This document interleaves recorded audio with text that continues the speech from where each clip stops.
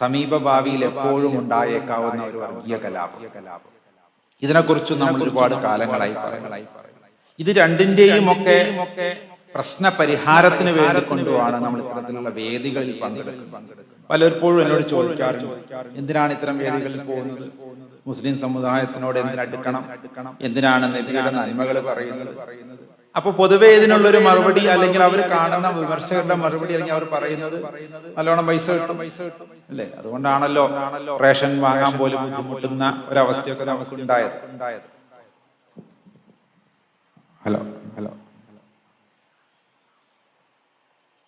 അപ്പോ അതേപോലെ നമ്മൾ ആരെങ്കിലും ഒന്ന് ആദരിച്ചപ്പോ ഞാനിങ്ങനെ നോക്കുകയായിരുന്നു.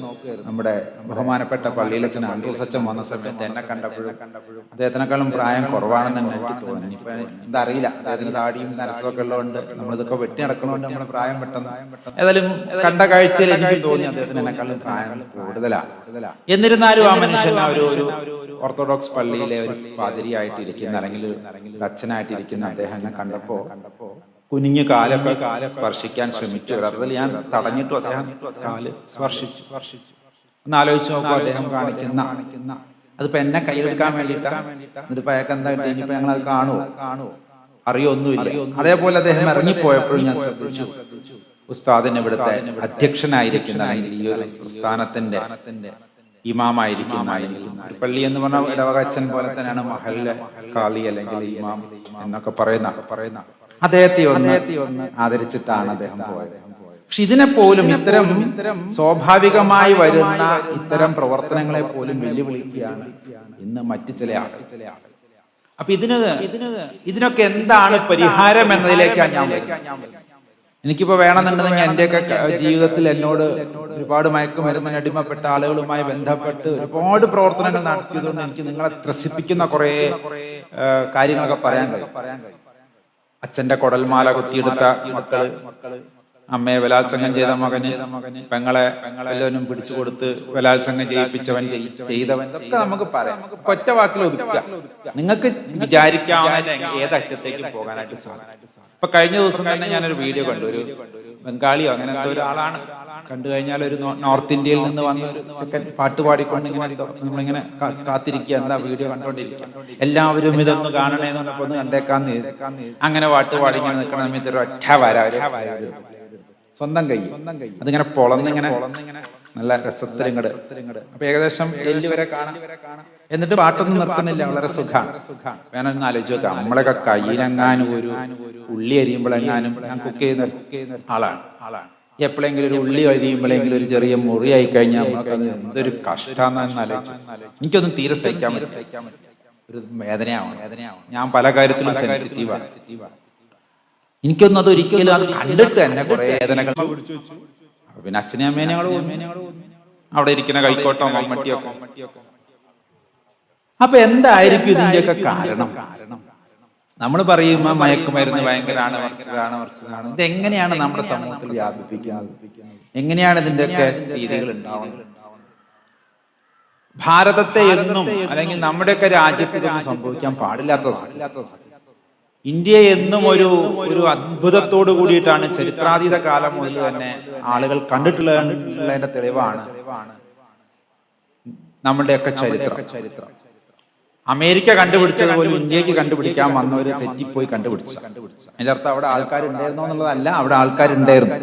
പക്ഷെ കൊളംബസ് ആദ്യത്തെ യാത്ര നടത്തിയത് ഇന്ത്യ കണ്ടുപിടിക്കാൻ, അല്ലാതെ അമേരിക്ക കണ്ടുപിടിക്കാൻ. കാലഘട്ടത്തിന് മുമ്പും അറബികൾ ഇവിടുത്തെ കച്ചവടത്തിന് വന്നിരുന്നു. റോമാക്കാര്, ഇറ്റലിക്കാര് എന്ന് വേണ്ടില്ല പൗരാണിക നാഗരികത മുഴുവൻ ഇന്ത്യയുമായി ബന്ധപ്പെട്ടിരിക്കുന്നു.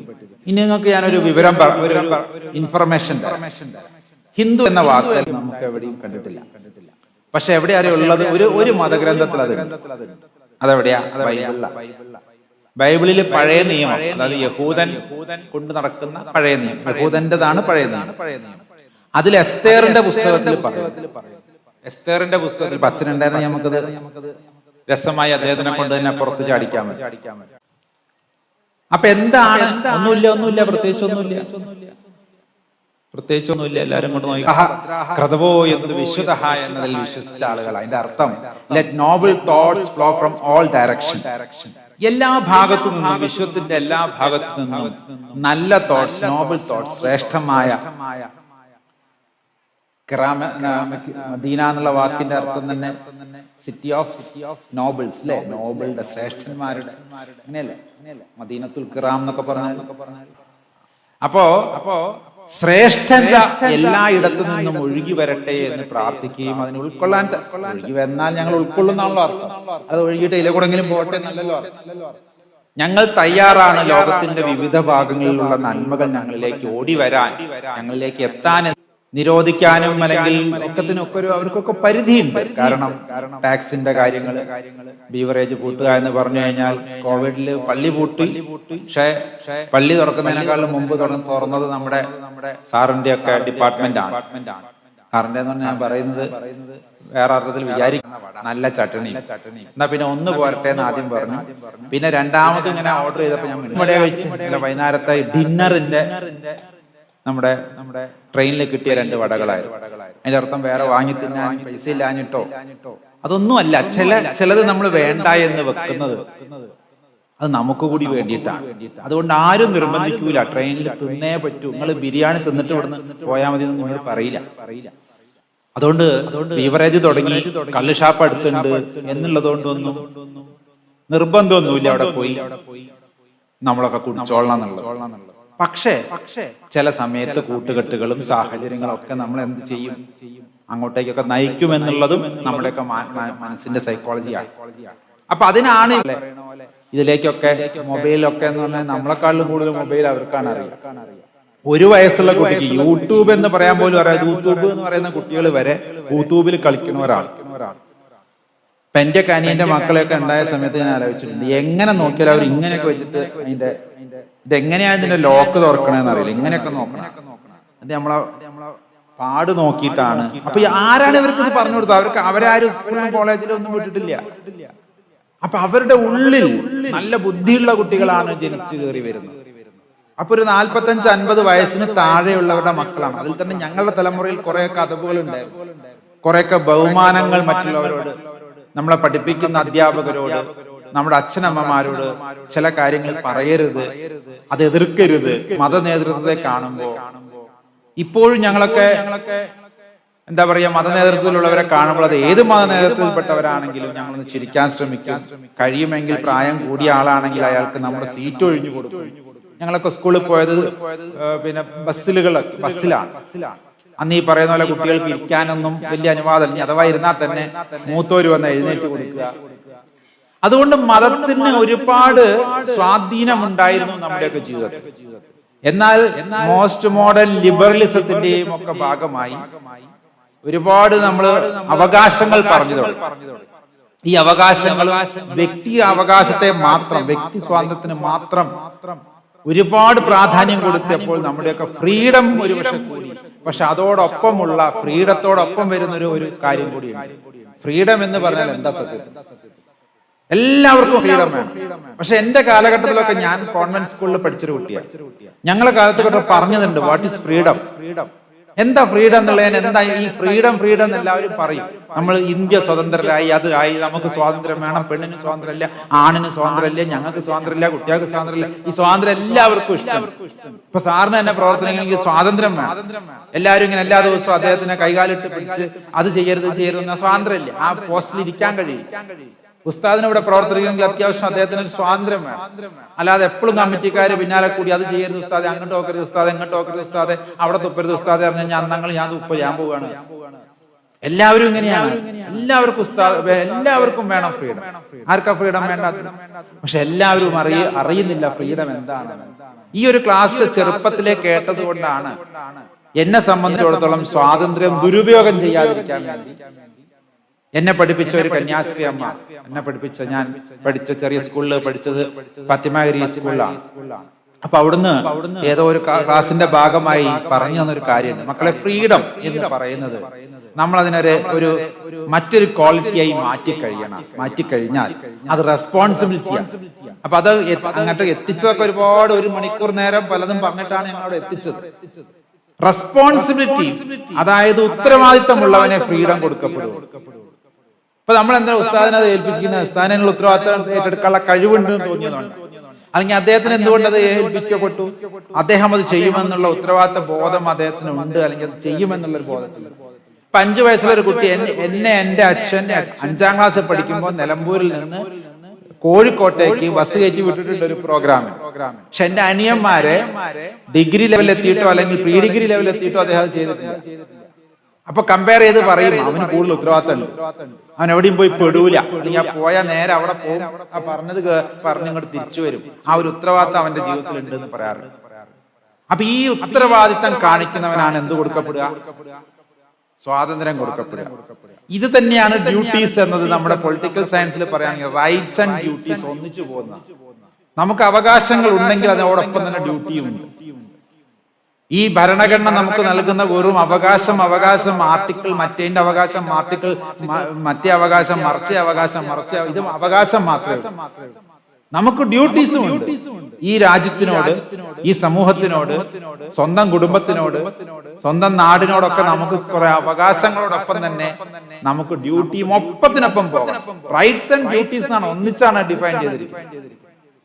പക്ഷെ നമ്മൾ നടത്തി മാറ്റുന്നത് നമുക്കിഷ്ടമുള്ള സ്വാതന്ത്ര്യം എന്ന പേരിൽ തോന്നിവാസം എന്നതാണ് നമ്മൾ നടത്താൻ ഉദ്ദേശിക്കുന്നത്. അവിടെയാണ് നമ്മൾ തിരിച്ചറിയേണ്ടത്. If I have rights, I have the obligation for my duties. എന്റെ ഡ്യൂട്ടി ചെയ്യാനുള്ള ഒബ്ലിഗേഷനും എനിക്കുണ്ട്. അത് ചെയ്യരുത് എന്ന് പറയുന്നതാണ്, അത് ചെയ്യില്ല എന്ന് സ്വയം തീരുമാനിക്കുന്നിടത്താണ് ഡ്യൂട്ടി ചെയ്യുന്നത്. അല്ലാണ്ട് രാവിലെ എണീച്ച് ആരും നമ്മളെ യൂണിഫോം ഇടിച്ച്, നമ്മളാണ് രാവിലെ യൂണിഫോം ഇട്ട് തയ്യാറായി ഒരു പോലീസുകാരനോ അല്ലെങ്കിൽ ഒരു ഡോക്ടറോ അല്ലെങ്കിൽ സ്വാമിയോ അല്ലെങ്കിൽ ഉസ്താദൊക്കെ, ഉസ്താദ് നാളെ ഇങ്ങനെ എന്താ പറയാ രാവിലെ അങ്ങനെ നീച്ച് തോന്നിയെടുത്ത് കൂടെ പോയി സുബഹി പിന്നെ ബാങ്ക് വിളിക്കുന്ന സമയത്ത് മൂപ്പരോടെ ചായക്കടയിൽ പിന്നെ വർത്താനം പറഞ്ഞു നിൽക്കുക, അങ്ങനെയൊക്കെയാണ് കഴിഞ്ഞാൽ ഇതിന് റെഡിയായി വരണം. ഈ റെഡിയായി വരലത് എന്റെ ഡ്യൂട്ടിയിൽ പെട്ടതാണ്. ഇത് മനസ്സിലാക്കണം. അതേപോലെ തന്നെ ഉത്തരവാദിത്തം ഉണ്ടാകണം. ഈ ഉത്തരവാദിത്തം റെസ്പോൺസിബിലിറ്റി ആണെന്ന് നിങ്ങളെ മക്കളെ വീണ്ടും വീണ്ടും വീണ്ടും ഓർമ്മിപ്പിക്കണം. നിനക്ക് സ്വാതന്ത്ര്യം തരാം, നിനക്ക് മൊബൈൽ ഫോൺ തരാം, പക്ഷെ ആ മൊബൈൽ ഫോൺ തെറ്റായി ഉപയോഗിക്കില്ല എന്നുള്ള ഡ്യൂട്ടി ബോധമുള്ളവന് കൊടുത്താൽ എന്താ? എന്റെ കയ്യിൽ മൊബൈൽ ഞാൻ തെറ്റായി ഉപയോഗിക്കുന്നില്ല, ഉസ്താദിന്റെ കയ്യിൽ മൊബൈൽ, ഞങ്ങളുടെ കയ്യിലൊക്കെ നല്ല മൊബൈലുകൾ ഉണ്ടാവും. പക്ഷെ ആ മൊബൈൽ എന്തിനു വേണ്ടിയിട്ടാണ് ഉപയോഗിക്കപ്പെടേണ്ടത് എന്നതിലപ്പുറത്തേക്ക് അതിന്റെ ദുരുപയോഗ സൈഡിലേക്ക് ഞങ്ങൾ പോകുന്നില്ല. ഈ ലഹരി പോലെ തന്നെ മറ്റൊരു ലഹരി തന്നെയാണ് മൊബൈലും, ഈ ആധുനിക ഗാഡ്ജറ്റ്സിനോടുമുള്ള ഒരു മൊബൈൽ പോലുള്ള സംവിധാനങ്ങളോടുള്ള ലഹരി. അതും ഇതിലൂടെ പറയണം. നമ്മൾ വെറും കെമിക്കൽ പിന്നെന്താ പറയാ ലഹരി മാത്രമല്ല ലഹരി. അപ്പൊ എന്താണ് ഇതിനൊക്കെ ഒരു പരിഹാരം? എന്താണ് നമ്മളൊക്കെ മുന്നോട്ട് വെക്കാനുള്ളത്? അതായിരിക്കട്ടെ നമ്മുടെ ചർച്ചകൾ. എന്നെ സംബന്ധിച്ചിടത്തോളം ഞാൻ നോക്കുന്നത് ഇന്ത്യ, പ്രത്യേകിച്ച് ഇന്ത്യയുടെ ഈ പരം വൈഭവം ഇല്ലാതെയാക്കാൻ വേണ്ടി പല വലിയേട്ടന്മാരും ശ്രമിക്കുന്നുണ്ട്. അതിന്റെ ഭാഗമായി ഇവിടെ ഒരു കലാപഭൂമിയാണെന്നും, അതായത് ഒന്നില്ലെങ്കിൽ എല്ലാവരും ഡ്രഗ് അടിച്ച് എവിടെയൊക്കെ ഒരു വഴിക്ക് കിടക്കുക, പിന്നെ ഓനെ കൊണ്ട് ശല്യമല്ല, പിന്നെന്താ? കാരണം ഓന് കയറി വന്നു കഴിഞ്ഞാൽ ആരെങ്കിലും ഒന്ന് കൊല്ലും, ഓനെ പിടിച്ച് അകത്തിടും. പിന്നെ ചെറുപ്പക്കാരിങ്ങനെ പ്രാഞ്ചി തിരിഞ്ഞൊക്കെ നടന്ന് ഓനെങ്ങനെ അതൊരു ഭാഗത്തേക്ക് ഇങ്ങനെ അത്തരം ആളുകളുടെ എണ്ണം കൂട്ടുക. പിന്നെയോ കുറച്ച് ബുദ്ധിയും വിവരമുള്ളവരെ നല്ലോണം മറ്റേ മതം ഒരു ലഹരിയാണെന്ന് പറയാം. ആ ലഹരിയുടെ ഉത്തുംഗ ശൃംഗത്തിലേക്ക് കൊണ്ടുപോകാൻ തമ്മിൽ എന്ത് ചെയ്യുക? തമ്മിൽ അതിനെ സജ്ജമാക്കുക. ഇത് ഏറ്റവും വലിയ, എനിക്ക് അറിഞ്ഞുകൂടെ എത്ര ആൾക്കാർ ഇത് തിരിച്ചറിഞ്ഞിട്ടുണ്ട്. നമ്മൾ പരമത നിന്ദ എന്ന് പറയുന്ന ഒരു സംഗതി ചെയ്യാൻ വളരെ ഇഷ്ടമാണ്, നമ്മളെ സുഖ.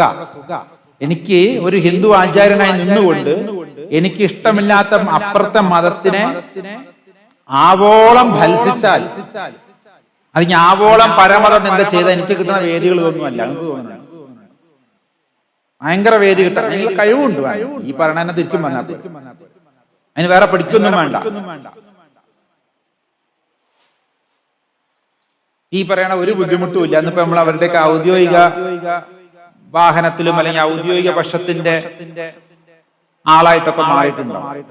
ഇതെല്ലാവർക്കും ഉള്ളിൽ ശരിയാ. കാരണം ഞാനാണ് ശരി എന്ന് പറയുന്ന ഒരു സൈക്കോളജി, ഞാൻ ഏറ്റെടുത്ത തിയറി ശരിയാണ് അതുകൊണ്ട് മറ്റുള്ളവരൊക്കെ ഒന്ന് വേണമെങ്കിൽ മോശമാക്കാം. ഇതിന്ന് തുടങ്ങുന്നു ഈ മാത്സര്യ ബുദ്ധിയാണ് നമ്മളെയൊക്കെ അറിഞ്ഞോ അറിയാതെയോ ഈ ഒരു ചതിക്കുഴിയിലേക്ക്, മത നേതൃത്വത്തിന് പോലും ഒന്നും പറയാൻ കഴിയാത്ത രീതിയിലേക്ക് നമ്മളെയൊക്കെ കൊണ്ടെത്തിച്ചിരിക്കുന്നു. ഇപ്പൊ എന്തെങ്കിലും പറഞ്ഞാൽ എന്താ പറയാ, യുക്തിവാദികൾ, നിരീശ്വരവാദികൾ, ഇസ്ലാം എന്ന് പറഞ്ഞാൽ ഒരു വിഭാഗീയത കഴിഞ്ഞു. ഒരേ പള്ളിയിൽ തന്നെ ആ വിഭാഗം ഈ വിഭാഗത്തിന് സുജൂദ് ചെയ്തുകൊണ്ടിരുന്നപ്പോ തല്ലി, ഈ വിഭാഗം തിരിച്ച് അവര് പിന്നെ എന്താ പറയാ സുബഹി നിസ്കരിക്കുമ്പോ അവിടെ കയറി തല്ലി. ഇതല്ലേ മതം എന്നാണ് അവര് പറയുന്നത്. അപ്പൊ അതുകൊണ്ട് നമുക്കൊന്നും പറയാൻ വയ്യ. ഇനി ക്രിസ്ത്യാനിയോട് ചോദിച്ചാലോ, നിങ്ങൾ ആദ്യം നിങ്ങളെ ഓർത്തഡോക്സ് യോക്കാപ്പോ പ്രശ്നം തീർന്നു, എന്നിട്ട് ഞങ്ങൾ നന്നാക്കാൻ കഴിയുന്ന. ഇനിയിപ്പോ ഹിന്ദുക്കൾ വല്ലതും ഉണ്ടോ?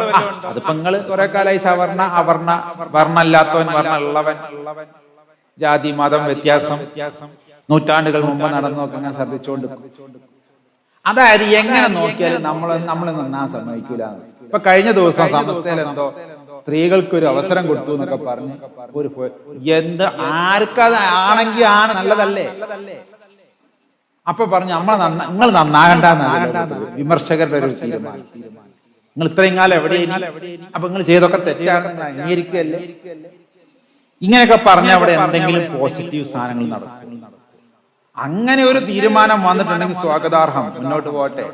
കാലഘട്ടത്തിനനുസരിച്ച് ചില തീരുമാനങ്ങൾ മുഷാവറയിൽ എടുത്തിരിക്കുന്നു, അല്ലെങ്കിൽ അവരെ നടപ്പാക്കിയിരിക്കുന്നു. അപ്പൊ ഇത്രയും കാലങ്ങൾ ചെയ്ത തെറ്റല്ലേ ചർച്ച അങ്ങോട്ട് കൊണ്ടുപോയിട്ട് നിങ്ങൾ നന്നാണ്ട. ഇതാണ് ഞാൻ ഈ കത്ത് വാങ്ങണ കൂട്ടത്തിലല്ല. ഞാൻ ആദ്യം അതുകൊണ്ട് ചോദിച്ചു എത്ര സമയം ഞാൻ എടുക്കണം. അപ്പൊ ഞാൻ എന്നോട് പറഞ്ഞിക്കണ് എടുത്തോളാൻ ആദ്യം ഉസ്താദും പറഞ്ഞു. പിന്നെ ഉസ്താദിന് ഇനിയിപ്പോ അതുകൊണ്ട് പറയാന്ന് രീതിയിൽ ഞാൻ മൂപ്പരോടും ചോദിച്ചു. രണ്ടു രീതിയിൽ ഞാൻ ഉറപ്പ് വരുത്തിയിട്ടുണ്ട്. അപ്പൊ ഏകദേശങ്ങളെ മൂട് മാറുമ്പോ ഞാൻ നിർത്തിക്കൊണ്ട് കേട്ടോ. അതുകൊണ്ട് കത്ത് കാണുമ്പോ നമുക്ക് പേടിയാ. പറഞ്ഞുകൊണ്ട് വന്നത് ഇതാണ്. ഇനി നമ്മളൊക്കെ എവിടുന്നാണ് പരമതത്തെ പഠിച്ചത്, അന്യമതത്തെ പഠിച്ചത് എവിടുന്ന്? അത് വളരെ ഇമ്പോർട്ടന്റ്. ഒരു ക്രിസ്ത്യാനിയെ സംബന്ധിച്ചിടത്തോളം ഹിന്ദു മതത്തെ പഠിച്ചതും ഇസ്ലാം മതത്തെ പഠിച്ചതും അവൻ യുക്തിവാദികളായിട്ടുള്ള നിരീശ്വരവാദികളായിട്ടുള്ള ആളുകൾ വിമർശന രൂപേണ എഴുതി വെച്ച അല്ലെങ്കിൽ അവതരിപ്പിച്ചതിൽ നിന്നാണ്. അതുകൊണ്ട് ഇസ്ലാമിനെ പഠിക്കാൻ വേണ്ടി ക്രിസ്ത്യാനിയെ ഒരാൾ ഇസ്ലാമിനെ പഠിച്ചത് ഇസ്ലാമിനെ ഏറ്റവും നിന്ദ്യവും നികൃഷ്ടവുമായ രീതിയിൽ വിമർശിച്ച യുക്തിവാദികളുടെയും നിരീശ്വരവാദികളുടെയും പുസ്തകങ്ങളിൽ നിന്നാണ്.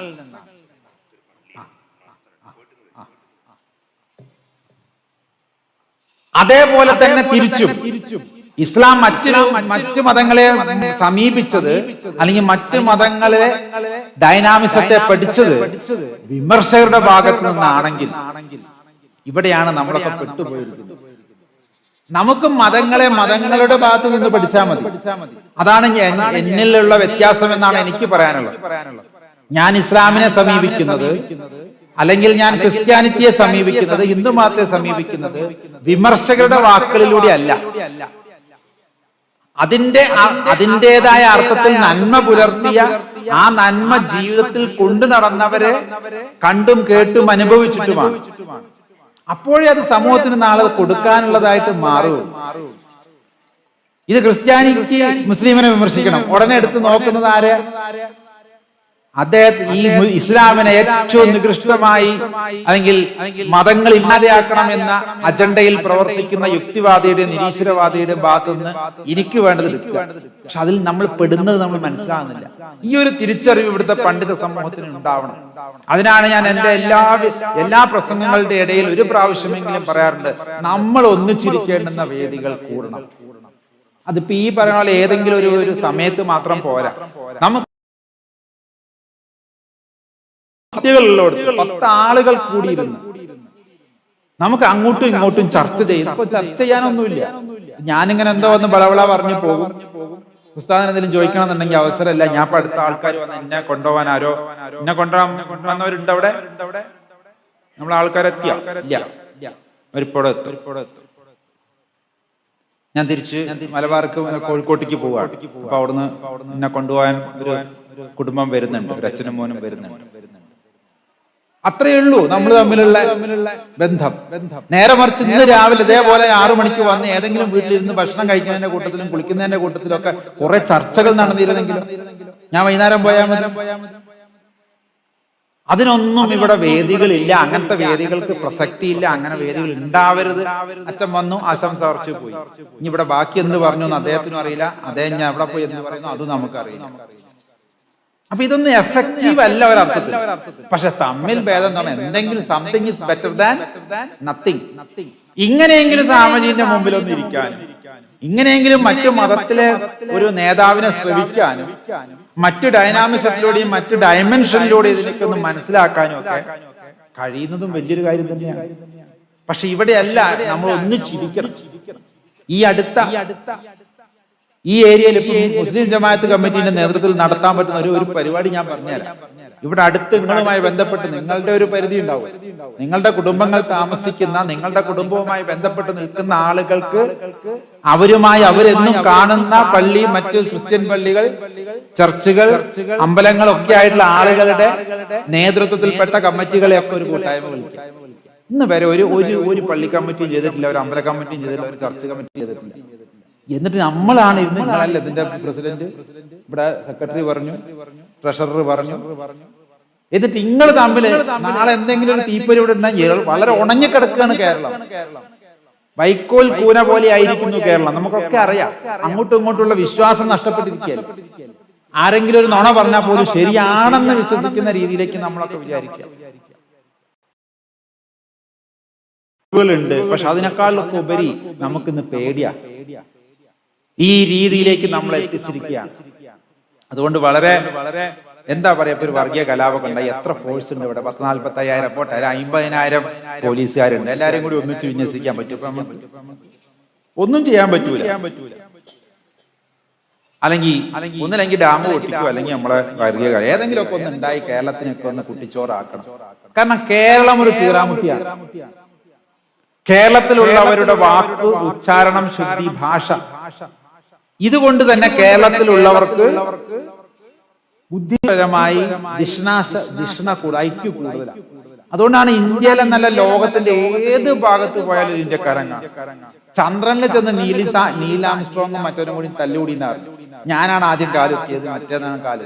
ഇങ്ങനെ കുറെ നേരം കാലെത്തിയപ്പോ പിന്നെ ഒരു മലപ്പുറം കാക്ക വന്നു, നിങ്ങൾ കുറെ നേരമായാലും വർത്താനം വന്നു, നിങ്ങളൊരു ചായ കുടിച്ച് പൊയ്ക്കൊള്ളിയാണ്. അപ്പൊ ഓൾറെഡി അവിടെ ഒരു ചായക്കാരൻ, ഒരു മലപ്പുറംകാരൻ കാക്ക ഇട്ടു എന്നാണ് ഇതിന്റെ അർത്ഥം. ഇത് തമാശയാണെങ്കിലും ഇതിലൊരു കാര്യമുണ്ട്. ഇതിന് ഭാഷാപരമായിട്ടുള്ള ഒരു എക്സ്പ്ലനേഷൻ ഞാൻ പറഞ്ഞുതരാം. കാരണം ഇന്ത്യൻ ലാംഗ്വേജിൽ ഏറ്റവും കൂടുതൽ അക്ഷരമാല ഉള്ളത് ഏത് ഭാഷയ്ക്ക്? സംസ്കൃതത്തെക്കാൾ കൂടുതൽ, തമിഴിനേക്കാൾ കൂടുതൽ, ഏത് ഭാഷയേക്കാൾ കൂടുതലും അക്ഷരങ്ങൾ നമുക്കാണ് കൂടുതൽ. ല എന്ന അക്ഷരം നമുക്ക് മാത്രമേ ഉള്ളൂ. മറ്റിടത്തൊക്കെ ലായാണ്. കാലിയും കാളിയും ഒക്കെ അവിടെ ലാ വെച്ചിട്ട് ല എന്ന ഭാഷ. രായും റായും തമ്മിൽ വ്യത്യാസം. നമുക്ക് റഹീം എന്ന് എഴുതണമെങ്കിലും മറ്റൊക്കെ റഹീം എന്നേ ഉള്ളൂ. അതുകൊണ്ട് തന്നെ നമ്മൾ അള്ളാഹ് എന്ന് ഉച്ചരിക്കുന്ന പോലെ നോർത്ത് ഇന്ത്യക്കാർക്കായുള്ള പല ആളുകൾക്കും അള്ളാഹ് എന്ന് മുസ്ലിങ്ങൾക്ക് പോലും ഉച്ചരിക്കാൻ കഴിയില്ല. അല്ല എന്ന് തന്നെ അവിടെ പറയാൻ പറ്റും. കാരണം അള്ളാഹ് എന്ന് നമ്മുടെ ആ ലകാരത്തിൽ നിൽക്കുന്ന ആ ഒരു ശബ്ദം കിട്ടുന്നില്ല. അതുകൊണ്ട് ഞാൻ അള്ളാഹ് എന്ന് പറയും.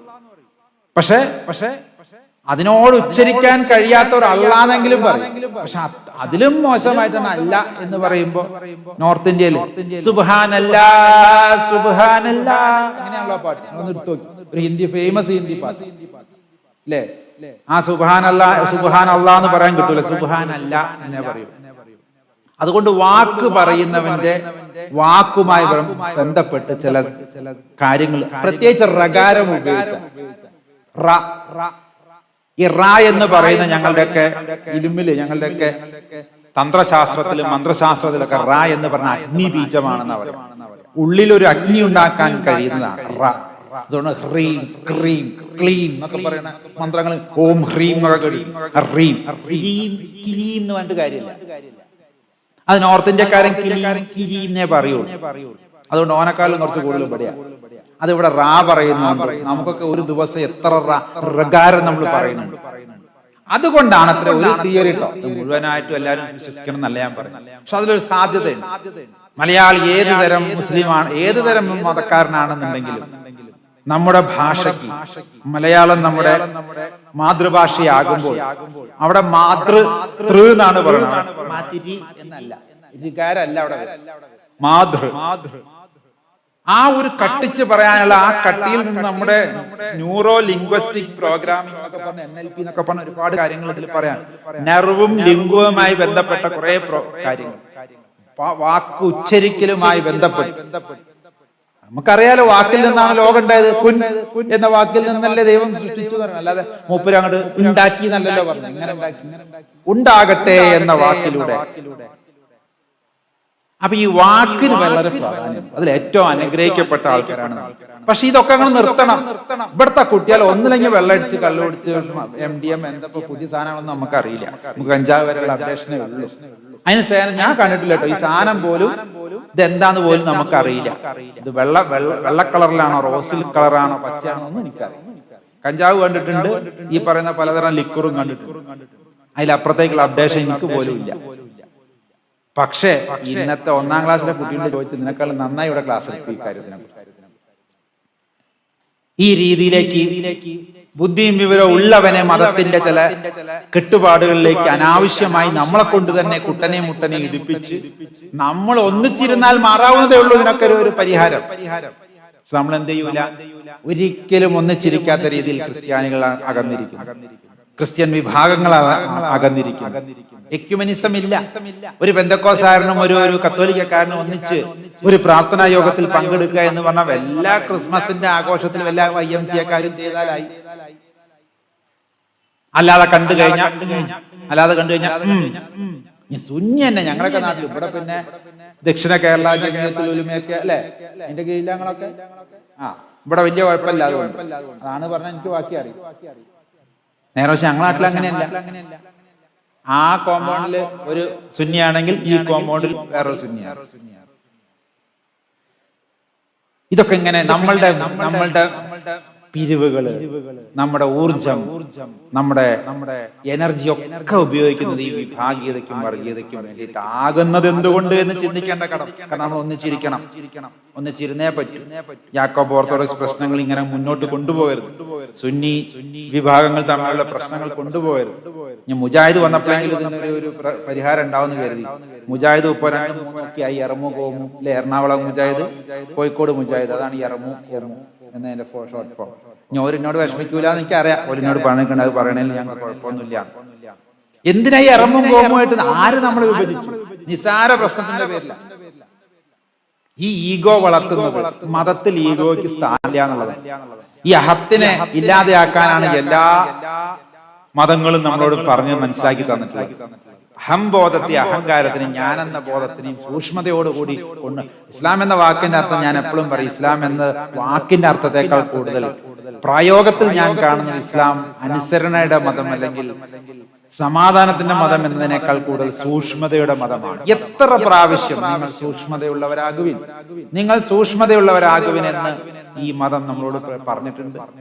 ഈ സൂക്ഷ്മതയില്ലാതെ പെരുമാറിയവരുടെ കൂട്ടത്തിൽ നമ്മളെ പെടുത്തുകയാണ്. പെടൂല എന്ന് തീരുമാനിക്കേണ്ടത്, ലഹരിക്ക് അടിമപ്പെടില്ല എന്ന് പറയുന്നത് പോലെ തന്നെ വർഗീയതയ്ക്ക് ഞങ്ങൾ അടിമപ്പെടില്ല എന്ന് പറയാൻ നമുക്ക് കഴിയണം. അത് എത്ര നല്ലതാണെങ്കിൽ. സാറ് പറയുന്നത് എങ്ങനെയാണ് ഇവര് നമ്മളെ ഇതിലേക്ക് ഒരു ചെറിയ മുട്ട ഫ്രീ ആയിട്ടാണ് ആദ്യം തരിക എന്നൊക്കെയാണ് ഇപ്പത്തെ കഥകൾ പറയുന്നത്. 1-2 പ്രാവശ്യം ഫ്രീ ആയിട്ട് തിന്ന് എന്തിനേറെ ചില അച്ചാറ് തിന്നാ പോലും. ഞങ്ങളൊക്കെ കാലത്ത് സിപ്പപ്പ് ഉണ്ടായിരുന്നു. സിപ്പപ്പിൽ ഒരു മയക്കുമരുന്നും ഇല്ല. എന്നാലും വൈകുന്നേരം മുട്ട് കഴിഞ്ഞാൽ എല്ലാരും ഒരു സിപ്പപ്പ്. ഒരു ബസ് കുട്ടികൾ ഉണ്ടാവും കയറാന്. ബസ് കാത്തു നിൽക്കുന്ന ആണും പെണ്ണിന്റെ ഒക്കെ കയ്യിൽ ആ സിപ്പപ്പ് ഉണ്ടായിരുന്നു. ഇപ്പൊ ഉണ്ടാ സാധനം ഉണ്ടാവില്ല. ഉണ്ടോ? ഒരു ഇത്ര പോകുന്നൊരു കവറില്. അത് ഒറിജിനലി അവര് ശരിക്കും പറഞ്ഞു കഴിഞ്ഞാൽ അവിടെ അടിച്ചുണ്ടാക്കി ഫ്രീസറിൽ വെച്ച് തരുന്നതാണ്. പക്ഷെ ഇന്ന് അതൊന്നും അല്ല. ഇന്നിങ്ങനത്തുള്ള മുട്ടായികള് അതെങ്ങനെ തരുന്നു? അതേപോലെ തന്നെയാണ് മതത്തിലും പല കാര്യങ്ങൾ നമുക്ക് അനാവശ്യമായ ചില